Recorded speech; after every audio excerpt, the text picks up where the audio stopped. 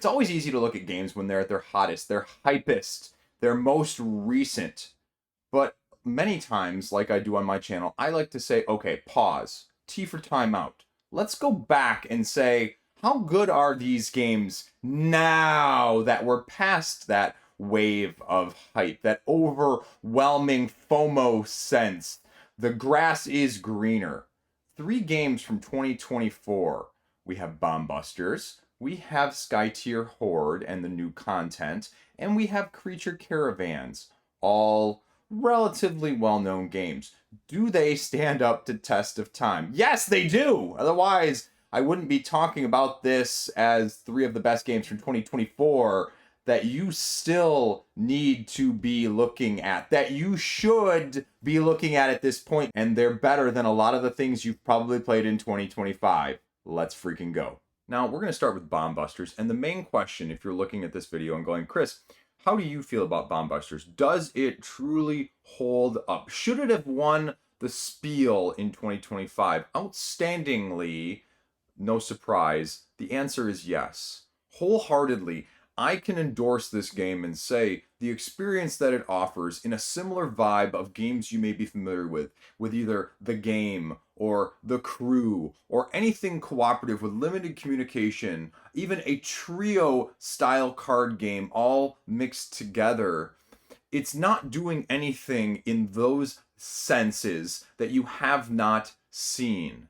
But the intuition, the deduction, the luck, and the pure chaos that is just a mild factor to go along with it, of the unpredictability of flipping over a wire and having it be the wrong one cut, is just an absolute pleasurable experience that you can do with all ages, ranges, and experience levels from a tabletop gaming standpoint. The objective of it is straightforward. The intuition and deduction is more akin to a crew style. I see what you're putting down, where you're choosing from on the other people's as well as your own style. Because the premise of this is very simple. You have your own hidden little deduction board here of slotting your wires, can't see what is where. And you don't know what numbers, what combinations, or even which of the red or even yellow wires that they may have sitting in front of them, hidden unbeknownst to you. It's sort of just a simple, not I cut, you choose, but I cut and I choose vibe of saying, this is this number, I think that one is also that number. If I'm correct, I reveal all of them. That wire number is diffused. It's played out here. You have the ability, once you cut one set of them, to have asymmetric card options to help mitigate. You have that in the form of your own individual ability as well. Yes, cut wires, move tracker until you blow up. Cut the red wire, you blow up. You guess what? Rinse and repeat.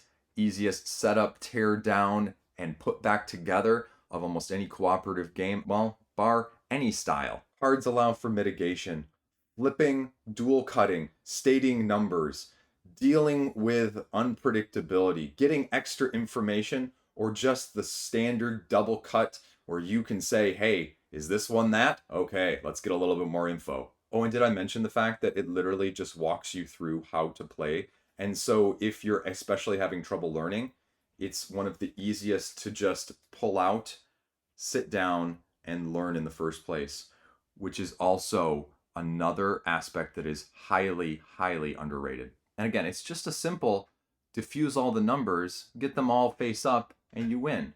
How hard could it be to figure out, deduction-wise, a set of numbers that are in order and you just can't see which one is which? That doesn't seem complicated, right?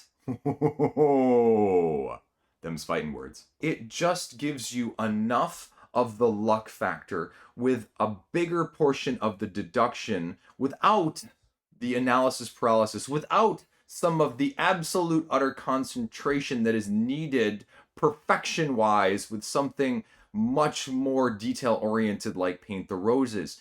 It presents the problem and the dilemma in the same way, but it does not make you feel like the attention to detail is of the utmost necessity, so that if you have a group that is more jovial, you're going to lose out on the dynamics of the game in the first place. And the ability to balance all of those while somehow giving me 66 different variations of this cannot be understated. This is a game night game in a nutshell. This is a game forever on your shelf as well, because even though everything I've laid out here, said here, is rinsed and repeated over 66 times, every time you do a scenario, the dynamics of the group play will be dramatically different. It's why Trio/Nana is one of my favorite games to play with everybody. Because although you're only given 12 different numbered cards there, how those cards are dealt, rearranged, and guessed is going to be different every time. And the I think I know, or the I remember where, is different as well between the people you're playing with. So this game not only provides an experience differing every time of this, but it gives you the same with this that you are playing with as well. And now, instead of a head-to-head with a trio style of things, you get to do it cooperatively. If I would have played this game in 2024, had it been available for me to play in 2024, hands down, this easily would have been on my top 10 list of 2024. It would have been my best cooperative game of 2024. And hell, if I included in the best of 2025 of things I've played, not just new this year to me, it's going to be on the top 10 of that as well, because it will never go out of style, it will never go out of interest, and it will never be a boring time on the table. There will always be something engaging that this provides. That can't be said unanimously across the board with games nowadays, because not only are we looking for good, we are not looking for good anymore. Good is no longer good enough. It needs to be excellent. And this checks all the boxes, hands down, and I stand by that. Dare say that when Ryan Laukat made Creature Caravan, I can't help but feel that he also, in the back of his mind, had an Oregon Trail vibe and grew up playing that, because this is just kind of like a completely on its head, weird, exotic Oregon Trail. Only in the sense that you are traversing across this board with your little camper, laying down 12 tents in the form of rounds, marking your path, trying to get to the end, but also along the way, the journey is the experience in and of itself, which is going to matter more. It takes a spin on the engine tableau and dice worker placement vibe, and utilizes an Ark Nova-esque size deck of cards to make your engine hum. Camping was never so much fun as Creature Caravan. Is it perfect? No. Does it provide an engine tableau that beats a lot of the other card-driven games of a similar nature of the last several years? Absolutely. And I say that because I went into this very reluctantly, looking at this massively oversized deck here and saying, good gracious on green earth, how, when you look at all of these cards being almost completely and utterly asymmetric, am I going to take the keywords that are present on every single one of them, match them up to make them work, and to ping them off of each other to combo build, and to utilize the victory points if they offer any, to then also match the number necessity needed on a roll to get the combinatorial resources that are available to me, all while having to pay an exorbitant cost on some of these at the same time in the corner. And so this game should not work as well as it does, having this be one of the main mechanics that helps you traverse this in the first place. The highs of the engine build, of taking what is available to you and utilizing it, while also not shorting yourself by the number of cards that are available, as you have an 8-card hand to utilize. the dice that you are going to be rolling and utilizing on a turn-by-turn, round-by-round basis are the crux of this game. And so the mitigation of them and the utilization of what, where, when is incredibly strong, not only to play the cards to the tableau, to utilize those resources gathered and to move across, because as you can see, that the terrain is not all created equal. And you will be having to deal with the monsters that pop up, the trading market as a sideboard as well, that you're going to have to utilize and manipulate, and to deal with the consequences of this. Because as you use these markets, over a subsequent round, your token goes down.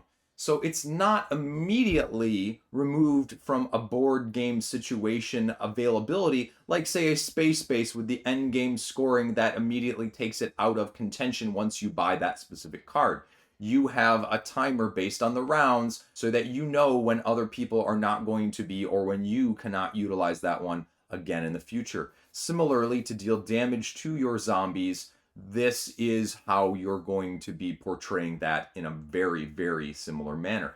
However, I will make the argument that for me personally, this is the element that I could easily do without, and that in a couple of our games, we've just kind of sort of, I don't want to say ignored, but it's been a lesser component due to the degree of, well, not much penalty if you can't deal with them comparatively to the engine that you're building. Your basic game setup here with your board is straightforward. And the goal of this, again, is just victory points at the end of the game in a smorgasbord style of things that you're used to.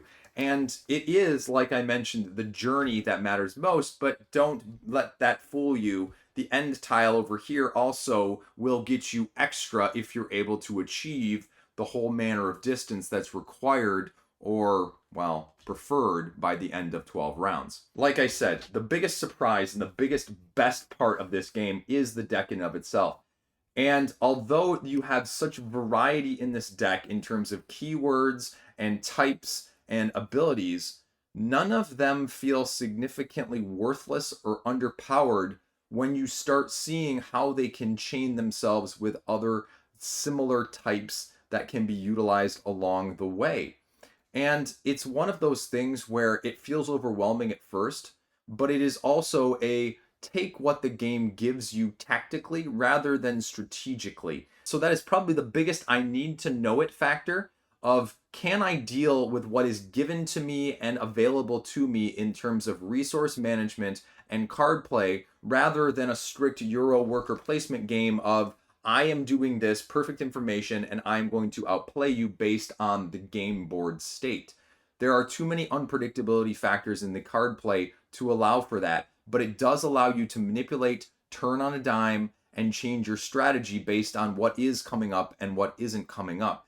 And so the ability to do this in many varied ways based on what type of sets you are collecting to utilize their powers is, honestly, a hell of a lot better than I expected. Last, but certainly not least, asterisk, Skytear Horde from Skytear Games, with the campaign expansion as well. If you're not familiar with this, card-driven hand management, even though it portrays itself as almost a Magic the Gathering meets Hearthstone meets Keyforge style of game, it is a lane battler as a tower defense, and you'll understand it once I give you a little bit of overview in this game. But it is more streamlined. It's easier to set up. It's easier to tear down. You can deck construct, or you can just grab the pre-constructs that are given to you and go right from the get-go. You mix and match your horde that you're going to be fighting against along one side of the lanes, and you're going to be playing your cards down to the opposite side to get in their way. Now, this is not a combo-driven, play everything, wipe the board, and see what happens style game. This is more of a nuanced, like I mentioned, hand management, because the allocation of resources and placement is key, even though you can play it as solo, competitive, or cooperative, depending on your style. I still recommend solo above the other two, but that's just based on my limited experience and as only playing solo, truth be told. you have your Horde deck. They're going to be summoned to the enemy field going from left to right. You're going to be playing your own cards with their mana costs on the board. Portal cards determining how many enemies get allocated, as well as your additional mana on a turn-by-turn basis. But this is not your traditional deck playing style of things, because the hand that you start out with is limited. And this is the main difference that sets it apart from a lot of its other contemporaries, is that in order to gain more cards, you have to kill things. You gotta kill what's out there in the first place before either your castle, in the form of a card with a certain number of health, is taken down to the end and out of health in the first place. And you are dealing with not only creatures and epic attachments and outsiders, that's the special term for boss here, as you slowly defeat the portal card, which has its own health as you go through them. You also are dealing with, as we get these out of the way, the ever-lurking minion cards, which are the core crux of the Horde portrayal in the first place. And what I mean by that is these are minions that never go away. On a round-by-round basis, they're there to nag at you, to nibble at your heels, to essentially cripple you from being able to get that adequate hand management that you're trying to play out in the first place. You can move around, you can manipulate. However, you ultimately laying guard at the end going up against, and the minions will occupy those spaces potentially that are left open. And you sort of want them to in a way, but you also don't want them to, because the more that you have cards that aren't in the way, the more damage you do closer to victory. However, if you don't engage them, they subsequently will start to eke out and destroy your own deck, and you will run out of cards available to you in order to do all the things that you need to do in the first place in order to win. And so it's that dynamic that we've got going on now with the campaign system that allows you to link them together over a series of cooperative games in order to display your dominance over the AI system that they've developed here. That's not to say when we have two things in a lane that it's going to be straightforward, because you're also going to be drawing off the top of the deck, and depending on the symbology as well as the location on these cards drawn, the buffs on the enemy side of things will throw you a curveball that you may or may not be able to mitigate and deal with. The switch swapping of your alliance and your horde makes it much more approachable than even something like an Aeon's End, especially from the solo aspect, playing one-handed true solo. The ability to manage these resources as you need to defeat the levels of the outside epic monsters, even 2 or 3 versions of them in order to win the game, is contrasted by the portals that you're having to choose to decide how quickly do you want to take them out, because not only are they spawning and dealing more horde on a board basis as you rotate them, but that is also the supplemental mana that you will be getting on a turn-by-turn basis. And yes, you can take the portal out and the endless hordes that are coming towards you, but then you're also going to lose that mana burst and additional resource to buff your own cards in the first place, to give you more recruitment ability to fend off those waves as you decide which is more important. The decks that are provided each give you different thematic incorporations, attachments versus buffs versus just stronger cards in general. What is your preferred playstyle? And the expansion content just exaggerates that to an nth degree. Now, my biggest criticism of this game is it's one of those rule books that you feel like it has everything in there, but it's not fully fleshed out. So there are some edge cases that you're kind of wondering, okay, what do I do when? How do I, what is the just missing quite step of here? Smoothing out those rough edges is, well, something that's doable, but it can be a little off-putting when you're trying to learn the dynamics of the round play in the first place. Will it make it an unwelcome addition to your collection? No, not by any means. I mean, Campaigns offers the linked roguelike situation. Monoliths offers a few more keywords, as well as 3 more additional alliance and hordes to mix and match, not even mentioning the extra expansion that offers 1 more in addition. And that's the other big downside of a game like this, is the keywords, remembering them, even though the cards do a relatively good job of reminding you as you're going along, so that it doesn't become too much of a slog.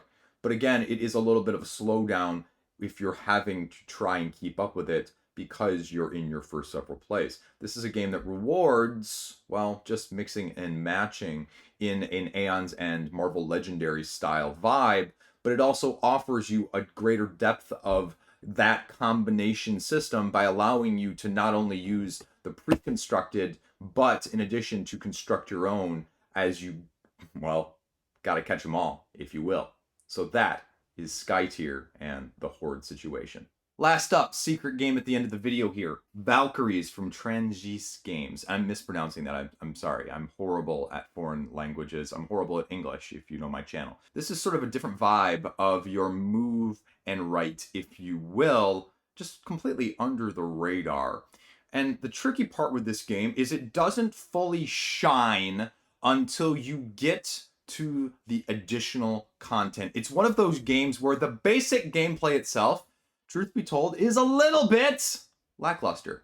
You'll be able to play it with anyone, but the dynamics of it in a fun way are not fully utilized or realized until you add all of the additional goodness along with it.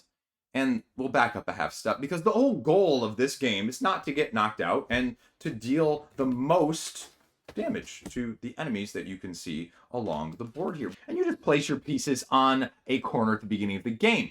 And you all start out with a symmetric deck that is shuffled that contains said monsters illustrated by the monster deck, as well as on the board. And so on a turn-by-turn basis, you have 3 of these cards in your hand, and you get to play 2 of the 3. And why that matters is you're going to be seeing, not like this exactly, but that you'll know what the next monster up is. Meaning, if you have any of these in adjacency around on the 8 sides of your character of where they land on the board that are not crossed off, knocked out by yourself or someone else, you're going to take too much damage. You're out of the game before you get to the end. And the end is playing through all of your cards and all of the enemy rounds. And so on that turn, though, you take a look at 2 of your 3 cards and you decide to play one of them to move to the first one in either a horizontal or vertical orientation. The second card played is going to be the monsters in which you take out that are next to you at that point. So the combination of who do I need to take out, who do I know is coming up next, as well as who's going to do me damage this turn, is the basis of this game. As you play 2, are left with 1 in your hand, and then redraw and rinse and repeat. Now, the crux that I mentioned at the beginning, that's very straightforward. At higher player counts, it gets very crowded on this map, which is different depending on what page we flip to in this game board. However, the basic mechanics are just that. But these 4 piles that I showed you at the beginning, the red, the blue, the purple, and the green, all offer variations of what those mechanics provide. Dealing with abilities, getting different attacks rather than just the regular around you adjacency of what you're marking off, or differing of the setup in the first place with different consequences and rules to change the dynamics. And I hate saying that extras are necessary, but until you start utilizing at least some of these, this game doesn't actually get its full fair shake, if you will. Once you start getting them, it becomes a hell of a lot more fun. And all you're doing is drawing on the board, rinsing, repeating, crossing off, and marking, and then tallying up at the end to figure out who was the best tactician with the information that was provided on a hand but round enemy-based basis in that regard. and you have variations of the weapons, which will give different distributions of how you decide to attack and when. You have different tactics that you're going to be taking to give you different opportunities as you're going along. And this is the cool stuff. This is the optimization management that a game like this needs to separate it out. This is the mitigation that you can have to deal with the enemies attacking you in the first place. And in case that seems too straightforward or too simplistic, and I mentioned that you're going to be, knowing what enemies and how many, well, you actually only do this over 8 rounds because 2 of these are actually discarded at the beginning of the game. And so you don't know which 8 are going to be potentially you're dealing with. So there isn't perfect information of being able to deduce at the end game stages of which ones are left and which ones do I have to deal with. So which ones can I keep to mitigate it in the first place. So again, making the best apple pie out of the apples that you have available to you. And that is Valkyries. And that is your 4th hidden game at the end of the video. Peace out. Stay classy. Have a great freaking fantastic day.